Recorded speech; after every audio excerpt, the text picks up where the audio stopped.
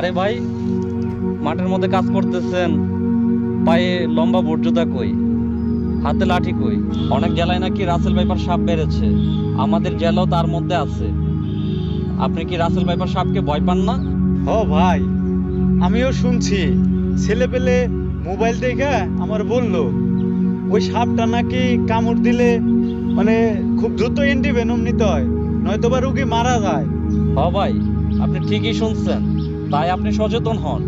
তা না হয় ভাই বুঝলাম, কিন্তু আমরা কামলা খাড়া মানুষ, দিন আনি দিন খাই, বুট জুতা পাবো কোথায়?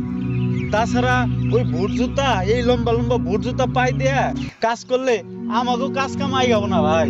তাছাড়া লাঠি যদি সবসময় হাতে রাখি তাহলে কাজ করবো কখন ভাই?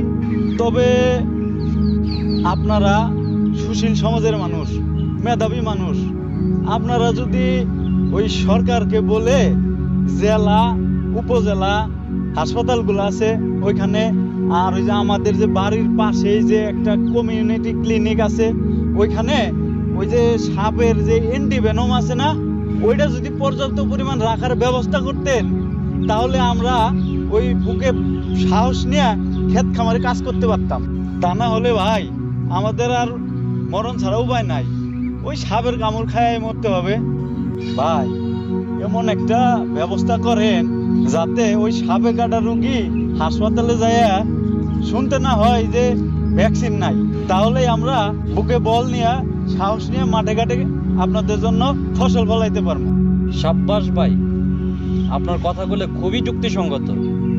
সংশ্লিষ্ট সকলদেরকে এই বিষয়ে এখনই পদক্ষেপ নেওয়া উচিত।